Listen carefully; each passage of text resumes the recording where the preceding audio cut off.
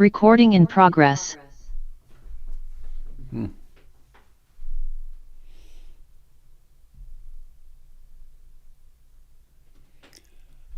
Good morning, dear Dharma friends.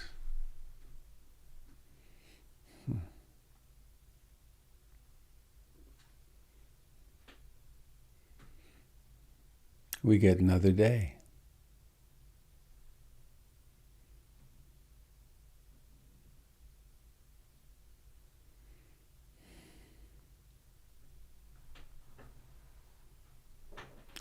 Cloudy here in Portland, Oregon this morning.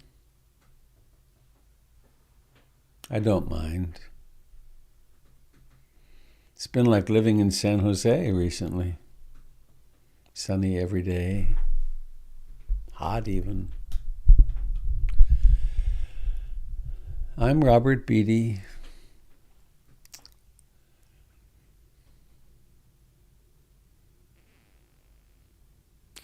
I have a beautiful T-shirt on. It's very worn. I'm going to have to stand up a little bit so you can see it.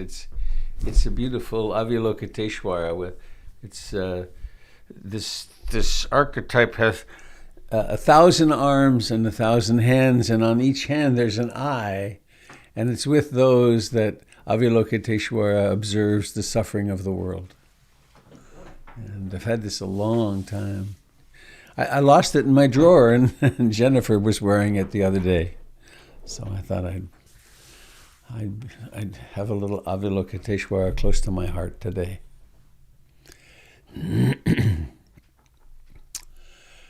So this is a broadcast of the Portland Insight Meditation Community. Can't remember the date and my watch is dead. So it's today. It's now. Oh gosh, my kids got sick of that. What time is it? It's now. It is now. It's now, and I have a beautiful poem for us this morning. And how fortunate we are to be alive and to be together. It's Wendell Berry.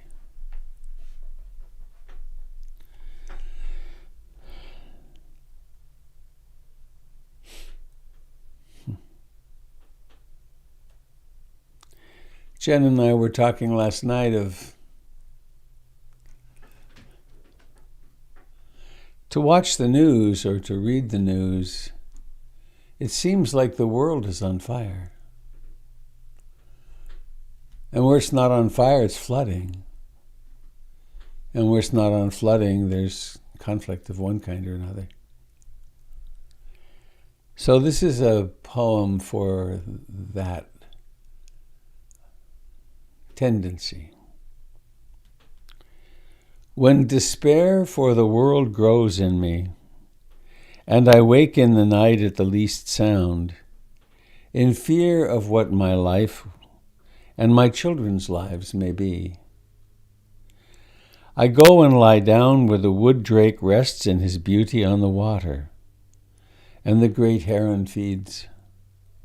I come into the peace of wild things who do not tax their lives with forethought of grief.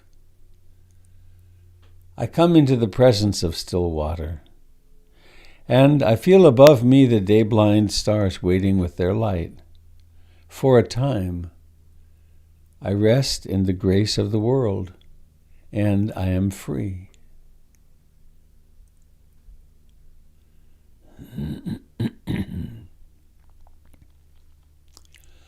When despair for the world grows in me, and I wake in the night at the least sound in fear of what my life and my children's lives may be,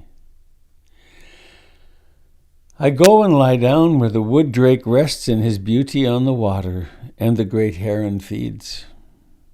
I come into the peace of wild things who do not tax their lives with forethought of grief. I come into the presence of still water, and I feel above me the day-blind stars waiting with their light. For a time, I rest in the grace of the world, and I am free.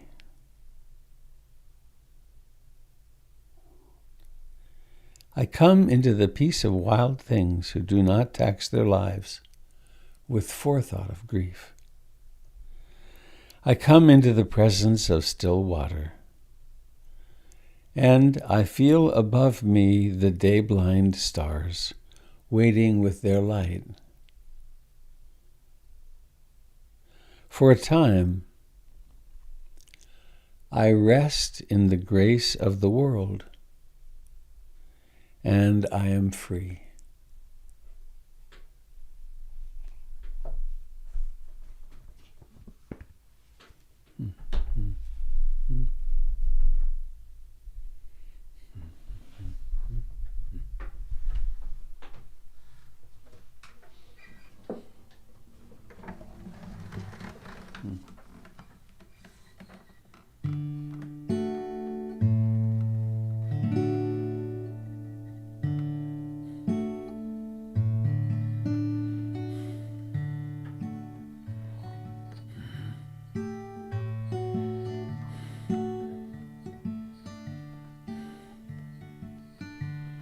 I take refuge in the Buddha, the one who shows me the way in this life. Namo Buddhaya, Namo Buddhaya, Namo Buddhaya.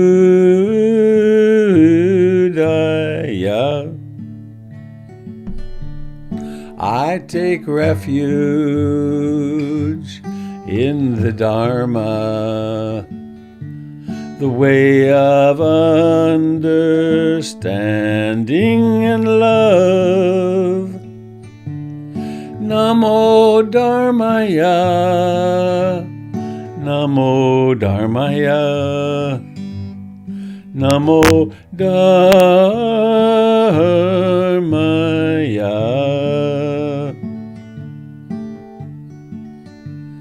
I take refuge in the Sangha,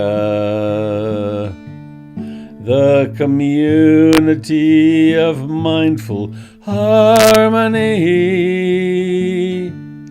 Namo Sangaya, Namo Sangaya, Namo Sangaya.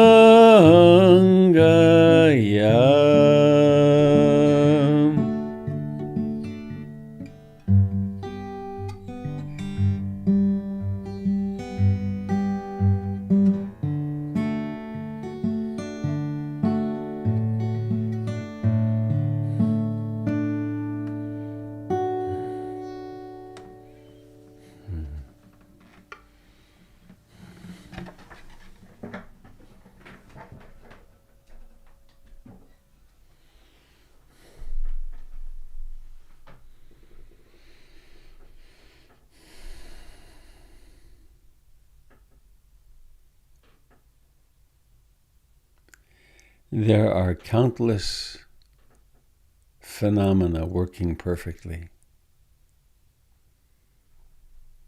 so that our bodies can sit here.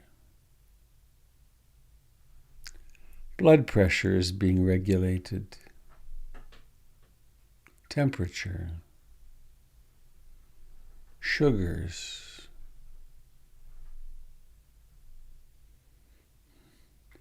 billions of cells communicating with each other.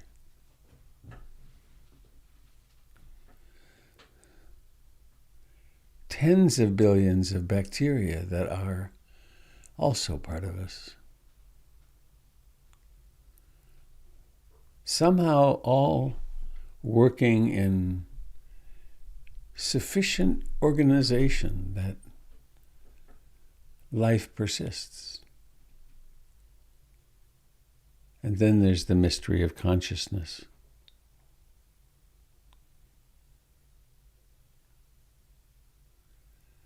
How is it that life is persisting?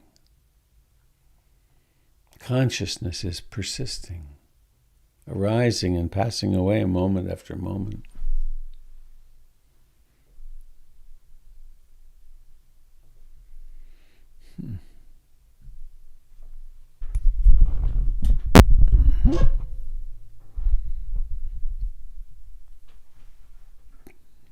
And there's nothing to figure out about it.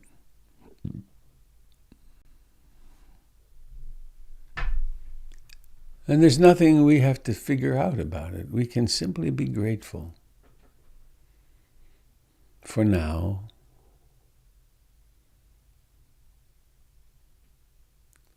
We are here on this living earth.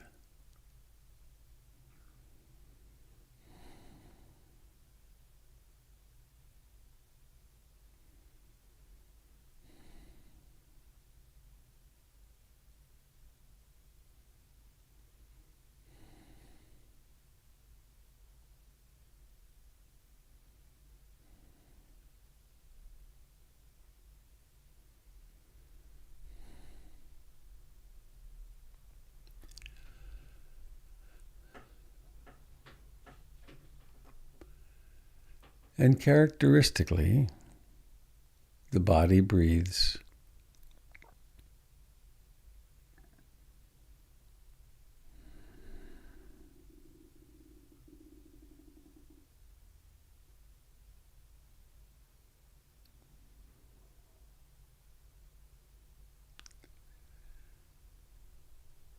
Each breath has a beginning.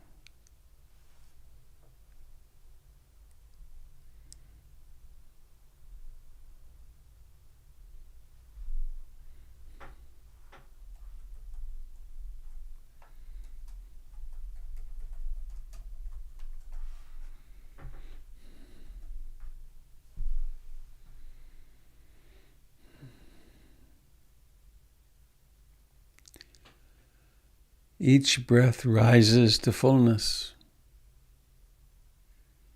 all by itself, declines and then vanishes.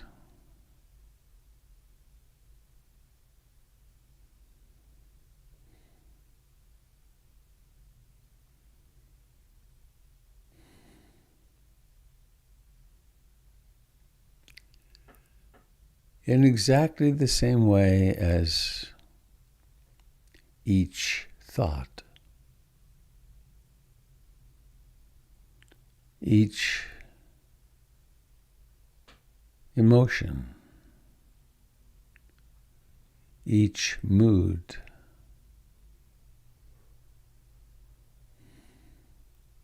each moment of liking and disliking,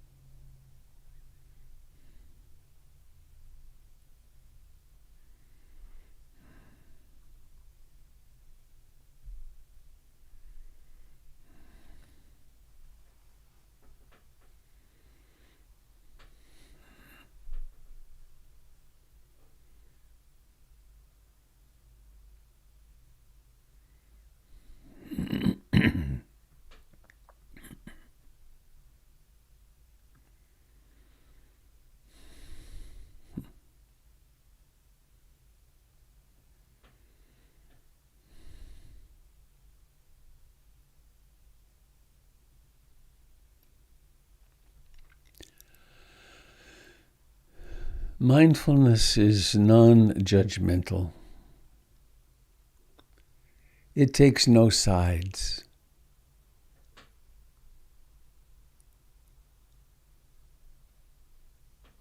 It has no interest in winning, in succeeding, in not failing, in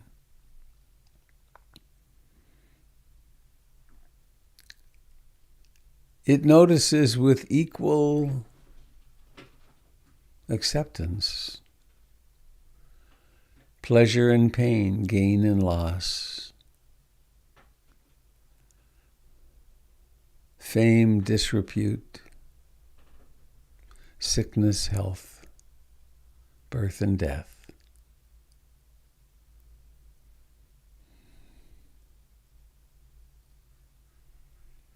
It is just like the sun, said the Buddha, which shines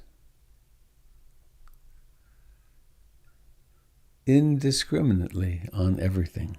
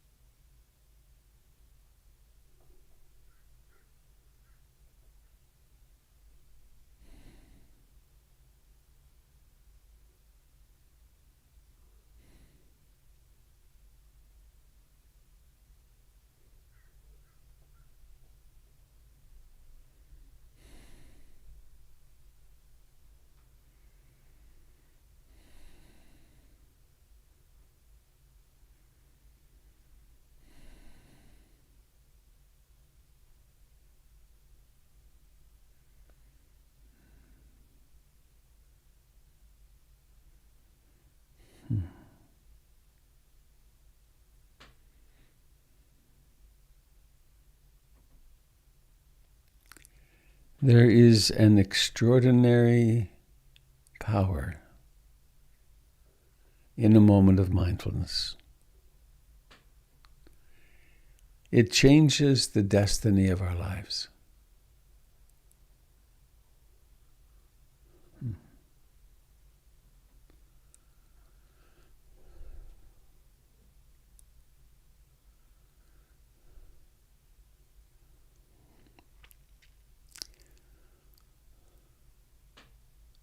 When we send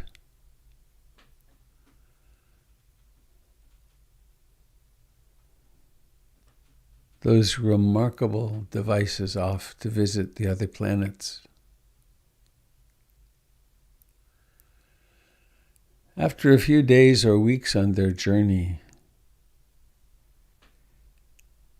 it often becomes clear they're going to miss their target. And then there are short correction burns of a fuel, pushing with 15, 20 pounds of force on one side or the other, almost nothing. And the insertion point at the end of the journey, a year later, may be 1,000,000 miles different.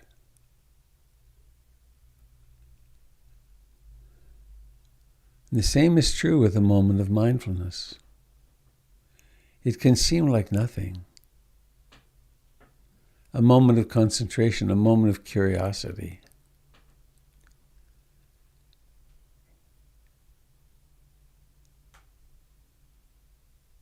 But they illuminate greed, hatred, and ignorance.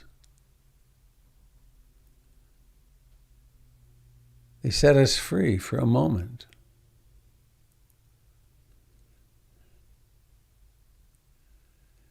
And our life is transformed from a fate to a destiny.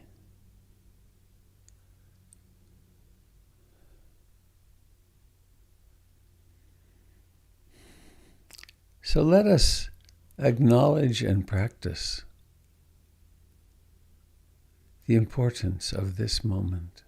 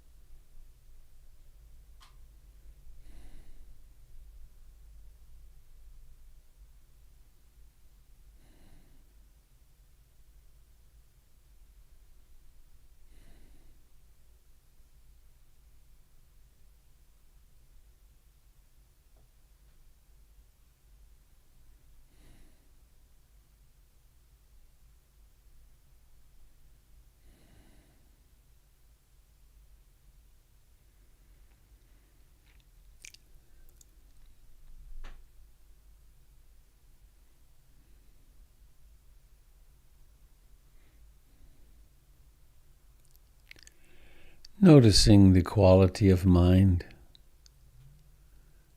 which is present in this moment.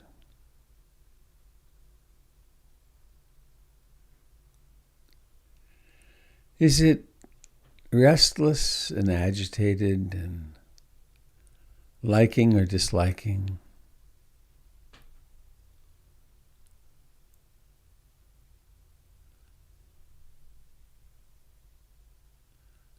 Or is it perhaps calm and quiet, at ease?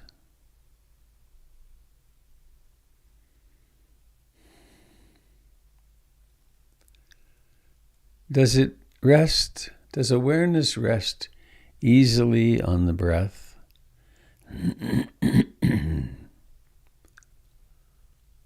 Like a cat curled up by a fire? Or is this one of those times when it's hard to find the breath because there's so much mood or thought?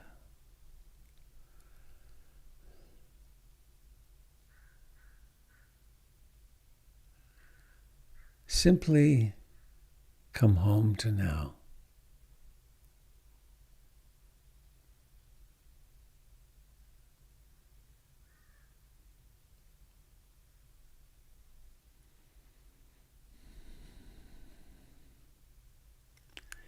Because now is exactly as it is, like this.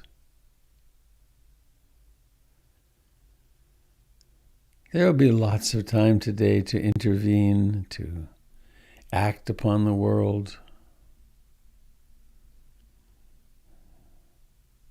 This is the time of taking stock of the mind itself.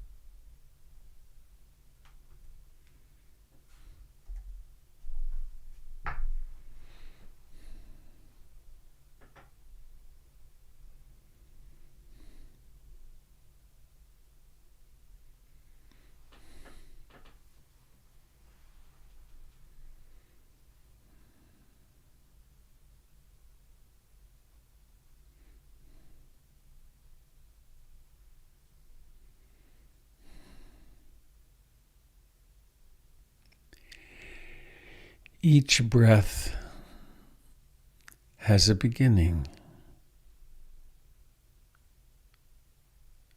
So does each thought. Waking up, knowing each breath has an ending.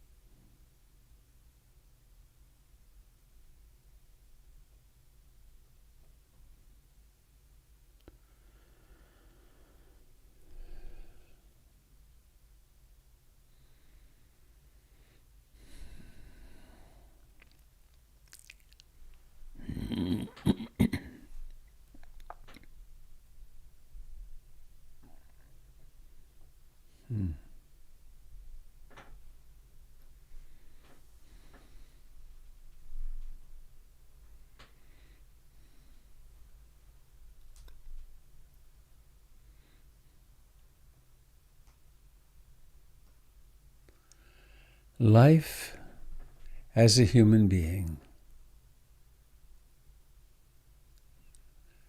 is really challenging.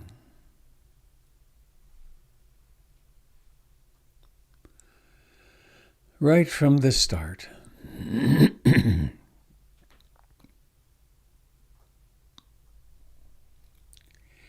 To live in a field which is impermanent is inherently a challenge. Because everything's forever coming together and then falling apart.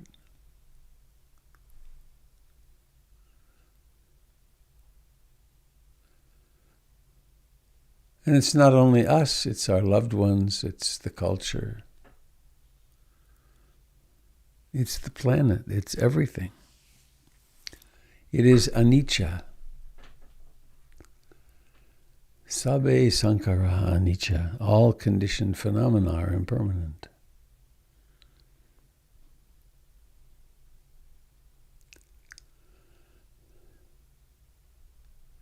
And so the only sensible approach to ourselves is with love and compassion. The only sensible approach to others is love and compassion. I aspire, I intend, my prayer is that I hold myself in sweet, loving compassion. And I aspire to love and accept myself exactly as I am in this moment.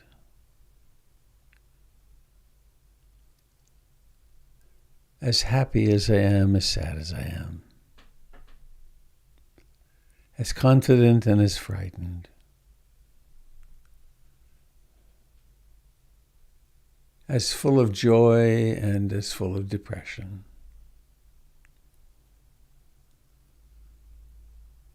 As full of meaning, purpose, and purposelessness.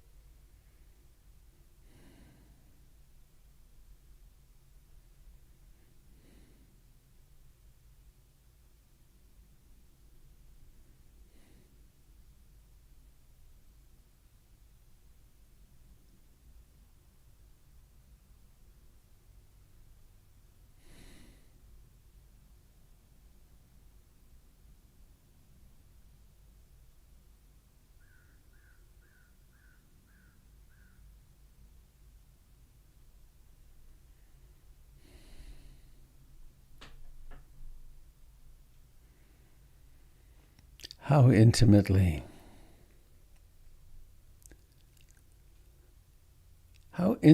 can I embrace the breath?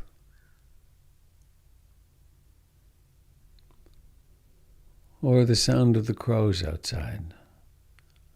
And are they even outside at all, or are they not inside here, inside awareness?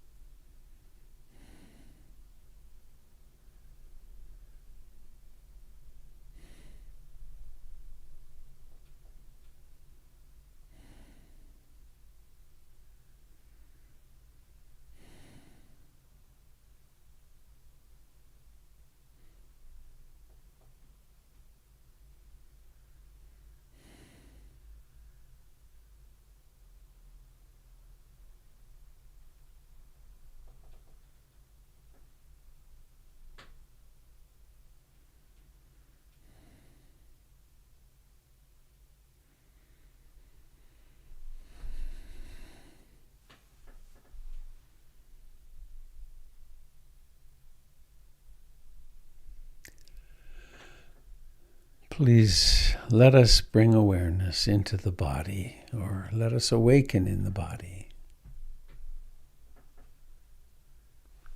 Notice how remarkably alive it is.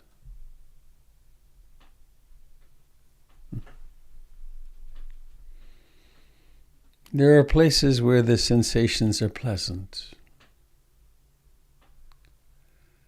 There are places where the sensations may be painful and unpleasant.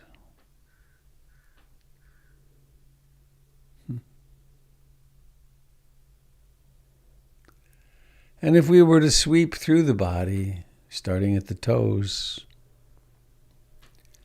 to notice toes and feet and ankles and calves and shins,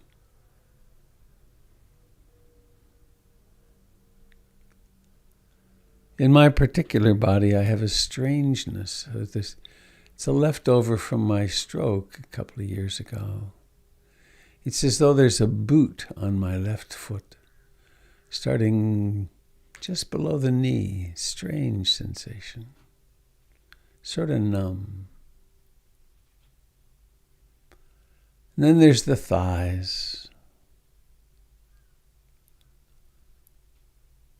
And then everything that happens in the pelvis, from the genitals to the anus to the buttocks, to all the organs nestled there in the pelvis, deep inside.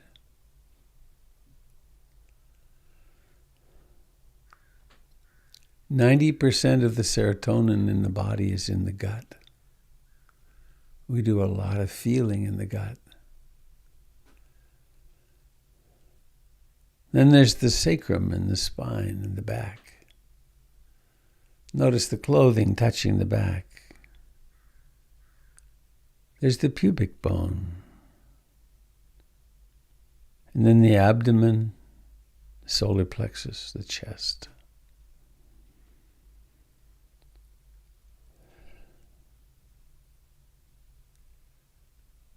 Then we have the fingers, thumbs.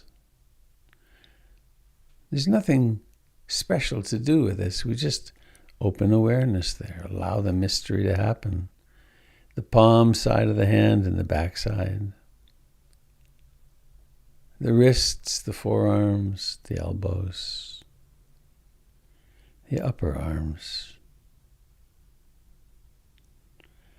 The sides, from the hips to the armpits.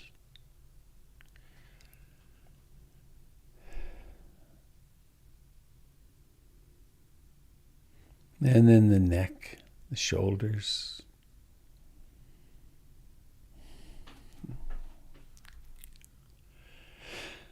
The jaw. Maybe let the jaw move a little bit. There's the tongue and the lips. Maybe let your tongue lick your lips.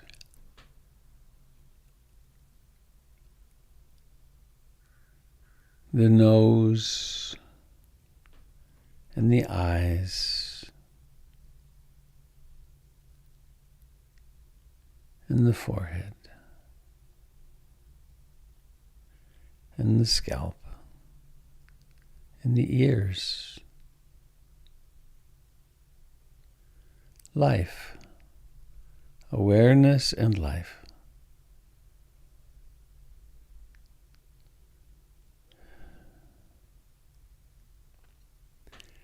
And please now let us bring awareness into the eyes. And let the eyes roll around in their beautifully lubricated sockets, counterclockwise and then clockwise.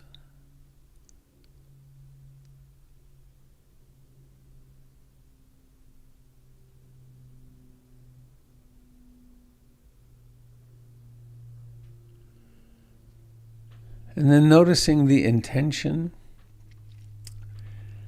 which happens in mind, the intention to open the eyes, and then activating, somehow making that intention real, making the karmic choice. It's a choice with consequences. To open the eyes and then notice how it is to peel back those lids. Takes effort. And notice the miracle of seeing. Seeing.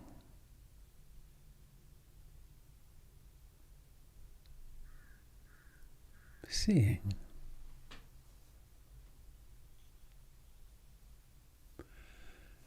And in our case, the seeing may include little living pictures, straight out of Harry Potter.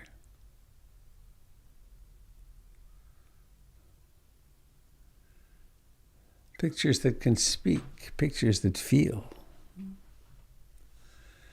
pictures that are living their way through a lifetime, pictures who support us in our practice.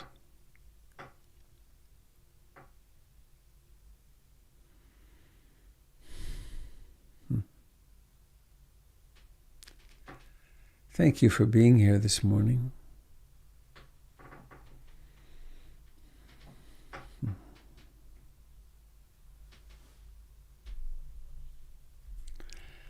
I really believe that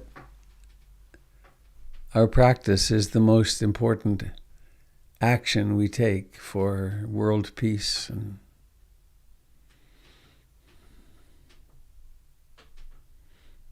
for all of the good things we hope will happen in the world.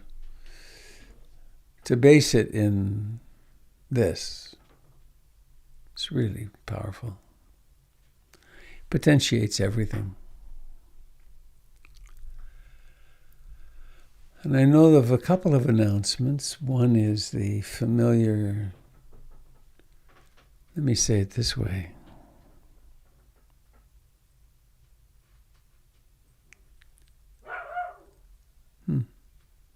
Buddha is outside.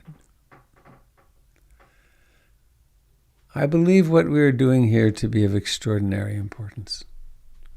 Not just now, but into the future. We're building an organization, a healthy organization based in love and compassion. And if you'd like to help support this organization, you can use the link that's in the chat and become a monthly donor. Contribute, participate. Before too long, you'll be able to, some of you that live nearby, will be able to come and wash a window or have a cup of tea and talk to your friends in person. The second thing I want to mention, I'm going to ask Kat, who's moved on. Oh, there you are. You moved on my screen. There you are. Kat, would you please speak to us of the wonderful journey we're on around welcoming everyone? Sure. Well, first of all, I want to thank everyone who has already, who has already taken the survey. Thank you. Just like I wish with every NPR fundraising pitch, I always wish there was a way, like, if you've already done this, you could just jump ahead to the music or like be interesting, like, wait, don't tell me, but there's no way to do that. So for those of you who haven't taken the survey, I'm speaking on behalf of the Diversity, Equity, and Inclusion Committee for PIMC. We're working to make our community more effectively welcoming and be a safe space for all bodies. And one of the best ways that we can do that is to first of all get to know our people who are already here. So the survey that Robert already linked to will ask some questions about who you are and how you identify outside of your little Zoom box. And also it has questions about how we're already doing in terms of diversity, feedback around that, and also asks, most importantly, how you would prioritize our future actions. The survey takes about 10 minutes. It's designed to be pretty accessible in terms of different abilities. And it would be a huge act of service to our community if you could please take it. The link, Robert already posted the link. 10 minutes, easy breezy. Thank you so much. Please take it. A very nice ask and reminder. Without coffee, right? I'm like, it's 7:50 in the morning. It's early You today. haven't Feels had early. you haven't had your coffee yet? I no. Wow, that's I impressive. wait for work to have my coffee because it's free there and they make it there. And it's not very good, but it's free. Jim, would you like to speak of our adventure in the park? Yes, the adventure in the park is a bringing together of all of the isolated, uh, locked down PIMC Sanganistas that are yearning to see each other in person. And we've scheduled it for the afternoon of August 14th. So keep that date in mind and watch Connections. Will have more details on exactly, not exactly, but generally what we have planned for our get together. But it'll be in the afternoon of August 14th, and it'll be an opportunity to see people with or without masks. I don't know what the guidelines will be for outside at that point, but we'll we'll just play it by ear and we'll do the best we can. Hope you can come on the 14th of August, second Saturday in August. Thank you. And the first Saturday in August, Kendall will be offering a half-day retreat from 9 to 2. So you could get some hours of her kind, wise, very well-trained over many years wisdom and practice. Patricia puts in the chat, the picnic will be at Selwood Park.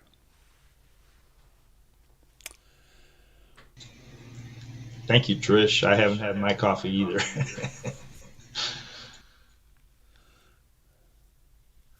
So, what would you like to share with this community?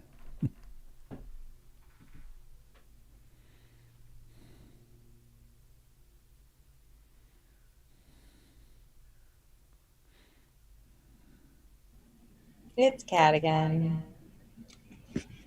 Hi. Hi. That sounded like Ross from Friends. That was fun. Yesterday, I my divorce was finalized after it's been in the courts for ever. It's just been sitting there waiting for a judge to sign it for months and months and months. And it was such a weird experience to have to be told, because I called a clerk because I've been following up on it, and she's like, as of today you are officially divorced. And it was just such a strange experience that left me like leaving my body for just a moment of like depersonalization. Like it was such a strange identity shift, which I did not expect at all. And then like coming back into my body and noticing all the different responses my body was going through to this. And it was just such a I don't have a great descriptor for it, but a moment of like profound mindfulness of like seeing my throat, like experiencing my throat thickening and my eyes getting tearful, like as it was happening, noticing all these mechanisms happening. And it was such, that in and of itself was such a gift. And that was sort of like a later gift to also just the gift of being able to be present for the feelings themselves. But it was just very, very wild. And I still have a lot of, like, I also noticed a lot of old stories that come up. Like I was raised Jewish, and like, you know, Jews get divorced, everybody gets divorced, but also there's definitely an element of you don't get divorced, you stay married forever, whether you know, the goal is to make each other as miserable as you can for as long as you can. And so having the experience of like being a divorced Jewish woman is like, I noticed my own old stories coming up. And so, yeah, I just wanted to share that. And also, you know, you're all my people, and was a big day. So that's it. Thank you. Congratulations and condolences. All of the above.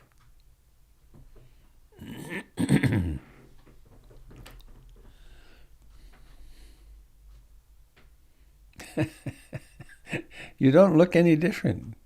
I don't see a D on your forehead. Yeah, Scarlet D. Right.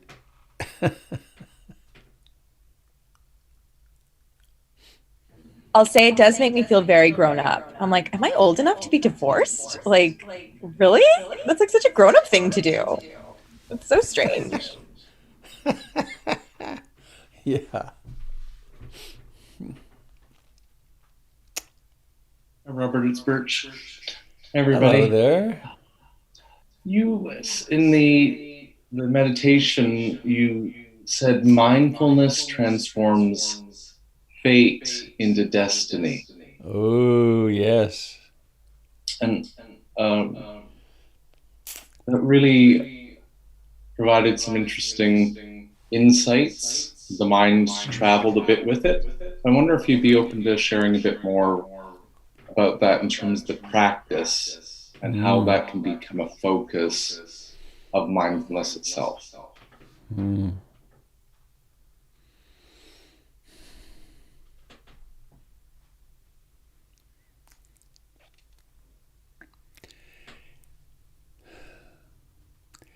If we were sitting in my office, I would stand up now and go over to a beautiful tanka. It's a Tibetan painting that I have in my office of the 12 steps of dependent origination.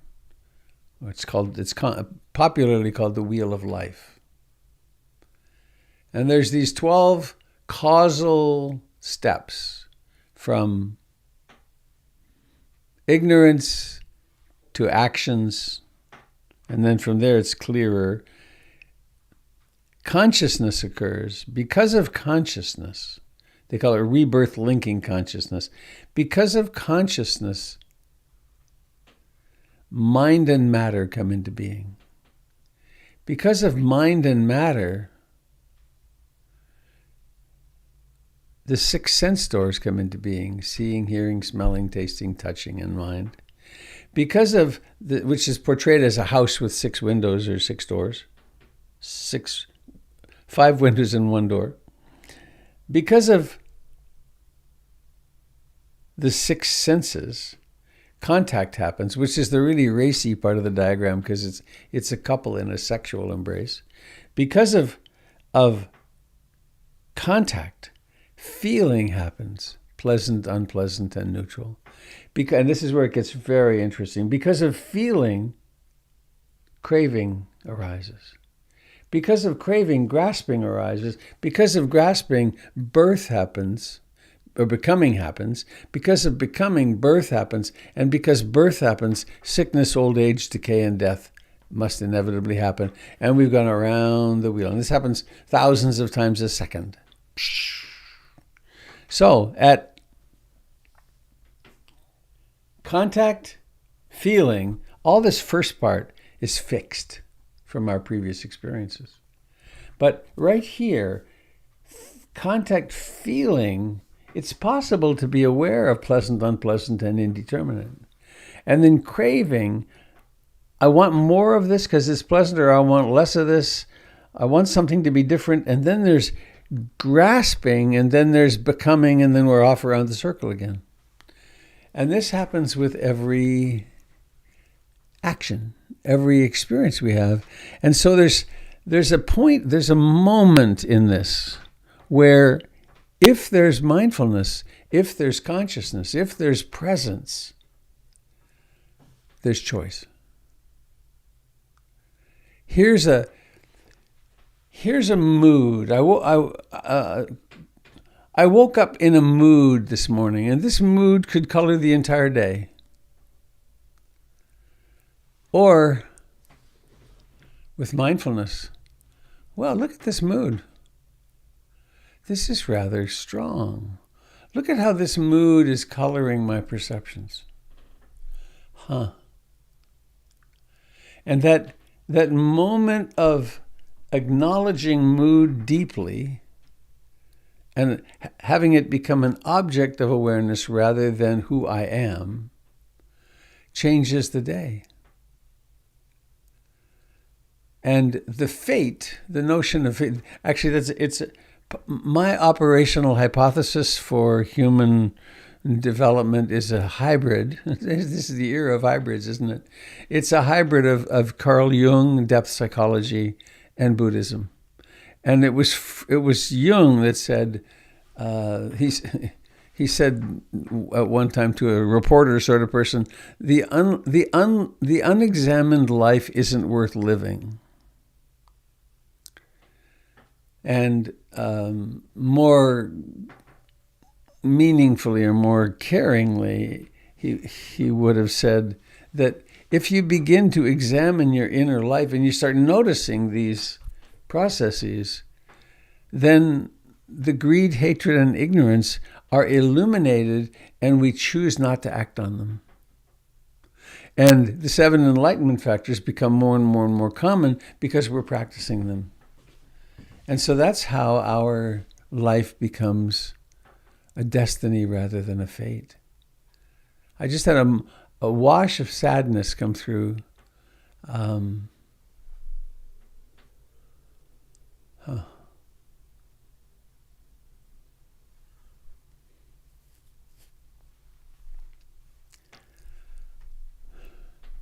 There's a way that's really true, that I'm a refugee. And not to compare myself with someone on a boat in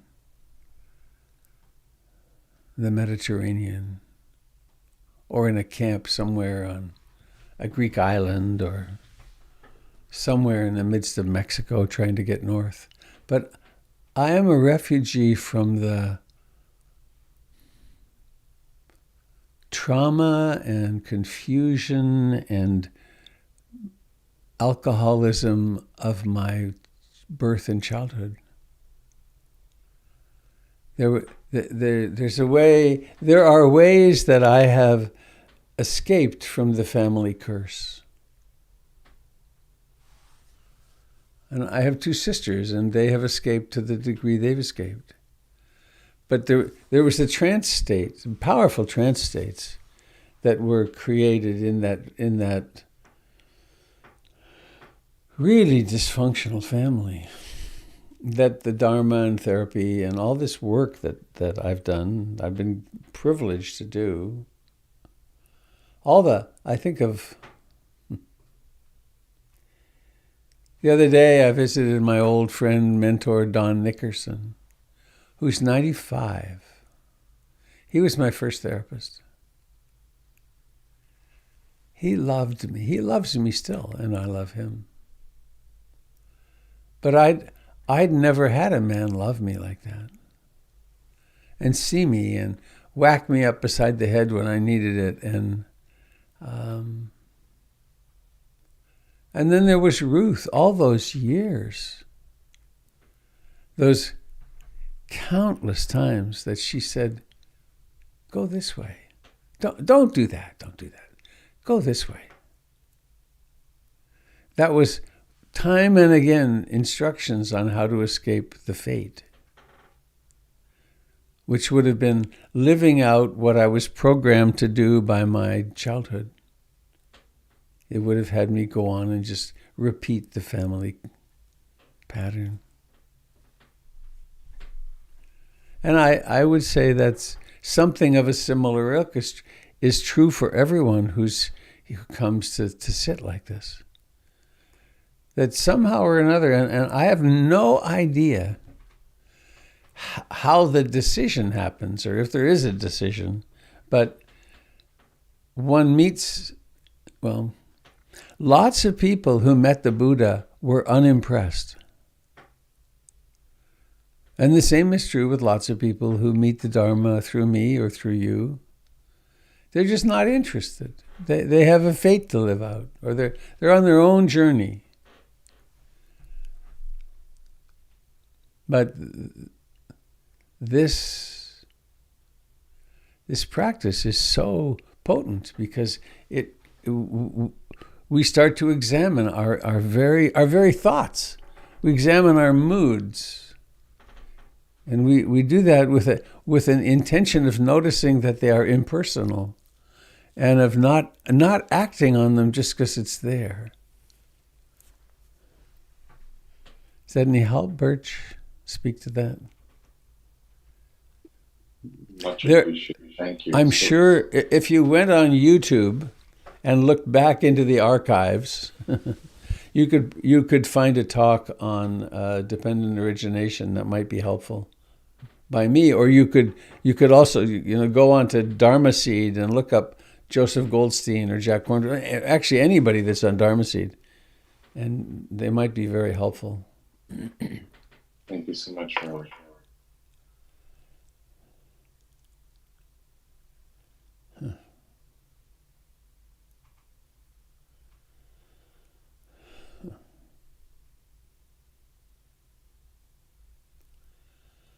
When I look back,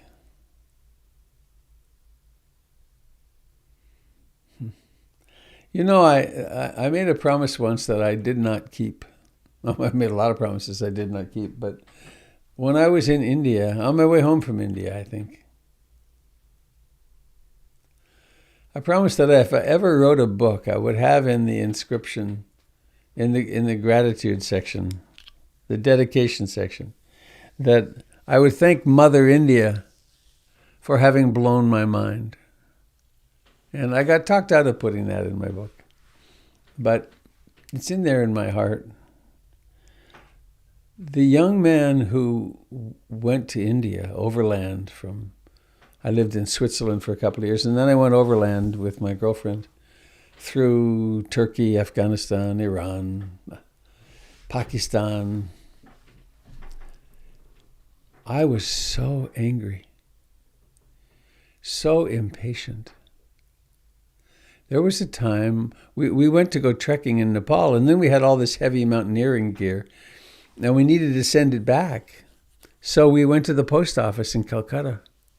And what I didn't know is all I needed to do was to hand the person behind the desk a 10 rupee note. Everything would have been smooth. The next time I went back, leading a Lewis and Clark program, I had the 10 rupee notes in one pocket and the 100 rupee notes in the other, and I greased our way through the world as a 27-person traveling collection.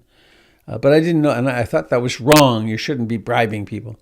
But anyway, it took 3 days to mail this package because we'd wait all the way through the line and they'd say, oh, you have not done this. And oh, you have not done that. And, oh, the package must be wrapped in cotton and sewn.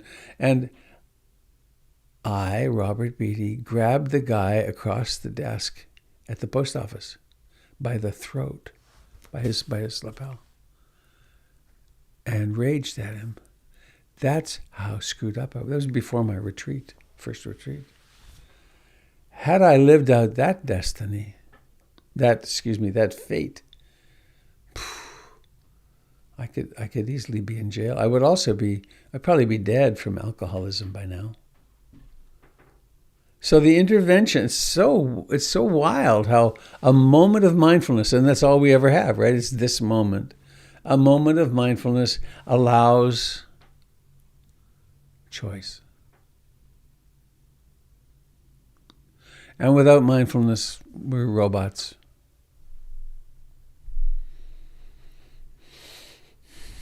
Androids, I suppose.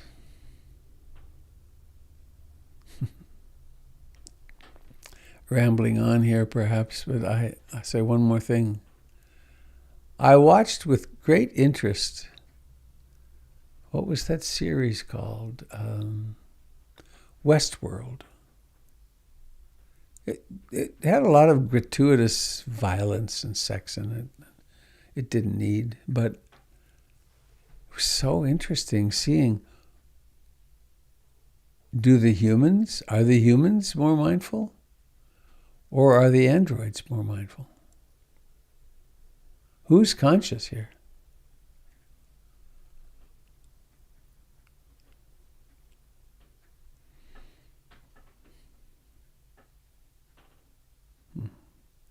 Thank you for allowing me to sit in this chair and share this with you. A little moment of, too self-indulgent here.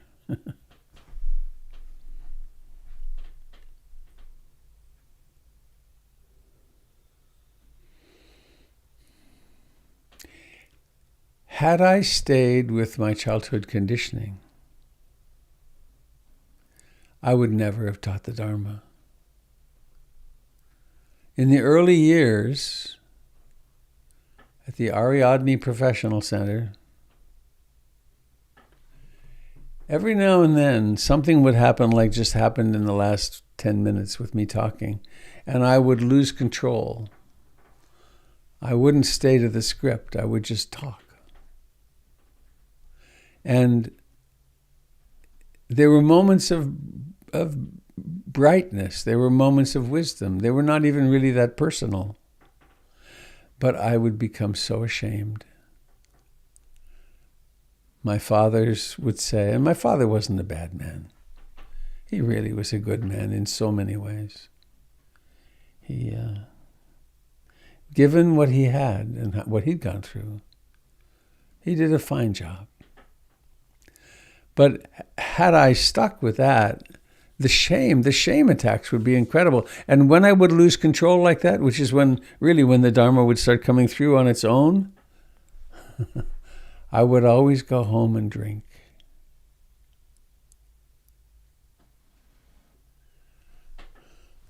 Unbearable. And I would be certain that everyone was critical. So it's taken a lot of loving work to be able to be myself. And I'm sure that's true for you too. Every one of you, every one of us.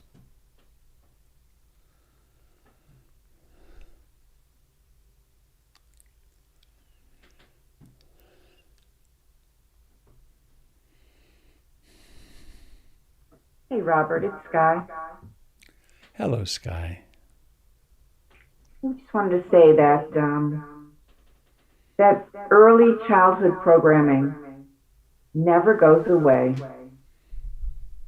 And every once in a while, all those old messages just kind of come up in front of us. And I'm realizing that through mindfulness, through meditation, through deep inner work, we are able to have that disconnect from the shame and the traumas that we may have faced, and that all that pain really drives us forward, many of us, into this path. Sometimes I find myself even grateful for the trauma, and then other times even a little jealous of other people who didn't have the same level of childhood trauma. You bet.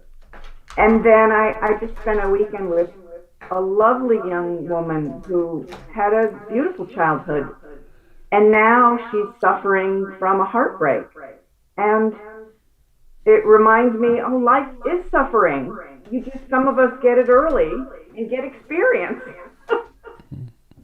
And then some of us deal with it later in life, and then have to learn how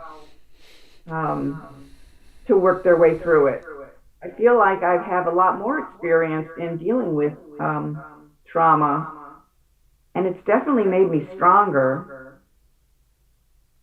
Anyway, I guess I'm rambling a little too, but that early stuff is never effing goes away. We just learn how to distance ourselves from it a little bit. And here we are doing it. This is how we do it. So. I have a maybe an amplification on that. I certainly, it makes sense to me what you're saying, and it's that there's this story in the mythology of the gift of the wounded healer. Mm. And a shaman goes through an initiation, which, if it's a true initiation, there's always the possibility of death. And because something has to die to become shaman. And so we turn those early wounds into gold. We spin that straw into gold is one of the old fairy stories. That we learn how to use it to bring love and compassion into the world rather than anger and hatred and so on. So, But I agree with you. The patterns are there, and they will rear their head for a long time. I don't know if they always persist, but my experience is they do. But it's other parts of us grow to be so much bigger than those early wounds. We are all alchemists. Yes. Yes, the true alchemy. Turns out it's not about turning lead into gold. It's about turning hatred and woundedness into compassion and love. Yeah. Which is Thank you. Yeah.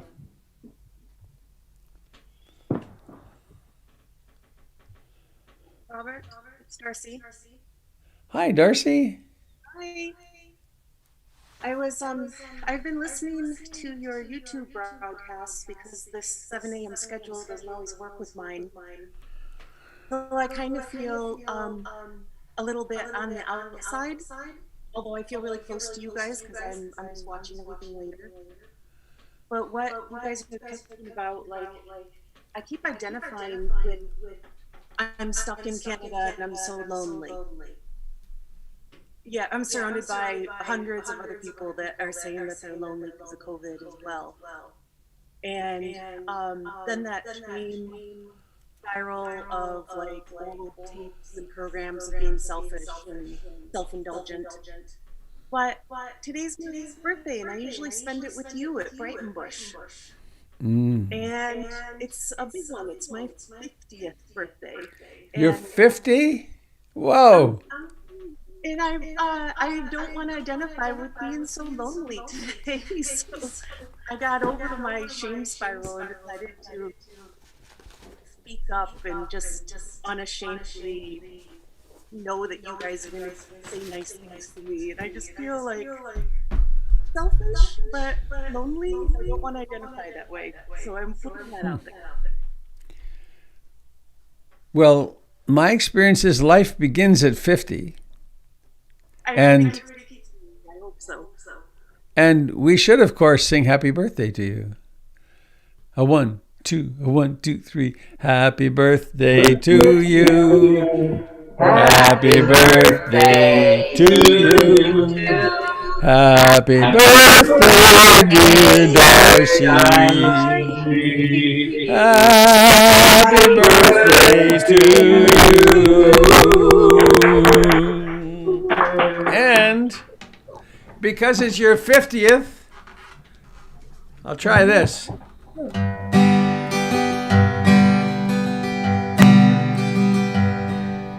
Oh, you sure grew out of your baby ways. Happy birthday to you. Makes me think of the good old days. Happy birthday to you. 50 long years, wish you many more. Health and wealth and friends by the score. Let's cut the cake, eat some more. Happy birthday to you.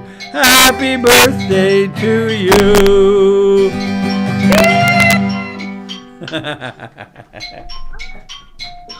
Oh, that's my phone. I'm not going to answer that. Oh, that was lovely, Robert. 50. Carl Jung said, people asked him, somebody asked him, I think he had moments of being obnoxious, I think, but someone asked him how he chose his clients or something. He said, well, I never work with anyone under 50 because now I'm careful, I could offend the younger people here. Anyway, he said, I don't like to work with adolescents. You know, I was thinking about what Chuck said. I remember the day that I got my divorce, and I walked outside of the courthouse, and it was Fiesta Latina. It was September 16th. And what a thing it felt to do to be divorced. But I had the same feeling today, like, Darcy's 50? No way. Right. That's such a grown-up thing to be. It takes so long to develop a strong enough ego to start the work of deconstruction. It's just so long, so hard. I mean, at 73, I think I'm still really in the process of that same thing. But really, I do look back on my life as something new began in my 50s, which was much more happiness. Yeah. I'm looking forward to it. And where are you in Canada, Darcy? I'm in Delta, so I'm kind of just a little bit inland from where all the ferries take off on the Yeah. island. Uh-huh. Is that where the Tuasin Ferry is? Or yeah. Yeah. That's an interesting word. Tuasin. Yeah. Uh-huh. Yeah. And are you living there? Are you intending to stay there now? Is that home? Yep. I'm halfway through my PR application. So I intend to stay. Portland is just too expensive and too hot. And I wanted to come here. Yeah. And are you a Canuck originally? No, I grew up in Flint, Michigan, actually. Uh-huh. So we used to go up to Sault Ste. Marie for vacations. Oh, Yeah. it's where my mother was born. Yeah. Sault Ste. Marie. Well, thank you, everyone. Heartfelt. Thank you. Thank you for letting us know. You could have just stayed quiet. And then 10 years ago, I would have. And then I felt bad all day for not asking for what I need. Right. How bold. How utterly bold to ask for what you need. Jeez. How nice. What a gift to everyone. There's Kat. I didn't mean to offend you with that, with the less than 50 comment. Ageism, Robert. It's real. That's real. I see.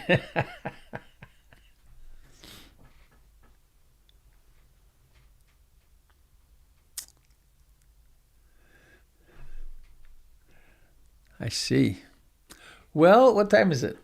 Don't have my watch. It's up here. Go look over here. 8:25. Well, I think it's time to go soon. Anybody else got a birthday you want to come clean on?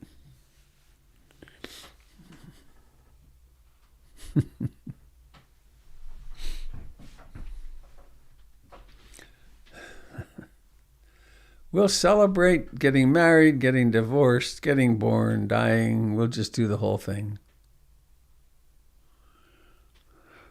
Oh, you got a new job? Oh, you lost your job. Oh, yeah. You quit your job.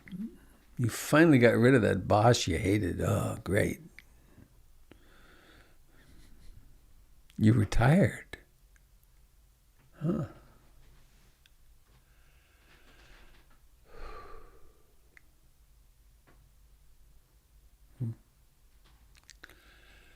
Well, let us bhavatu sabe mangalam our way out of here. Please let us unmute. May all beings everywhere share in the merits of our practice. Bhavatu sabe mangalam. Bhavatu sabe mangalam. Bhavatu sabe mangalam. Sadhu, sadhu, sadhu.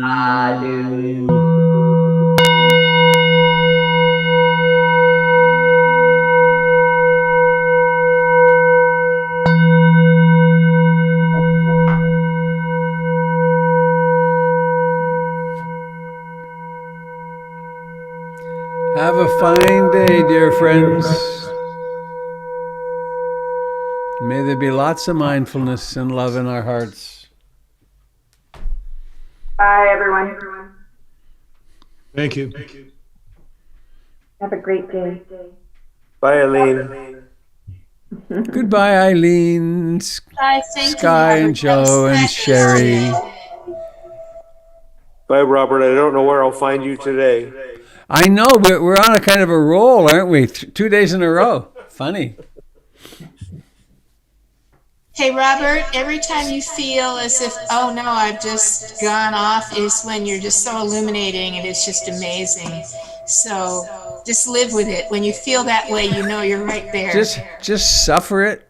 All right. Suffer it, because that just means, yes, you're just right there. That's what you're supposed to be saying. Thank you.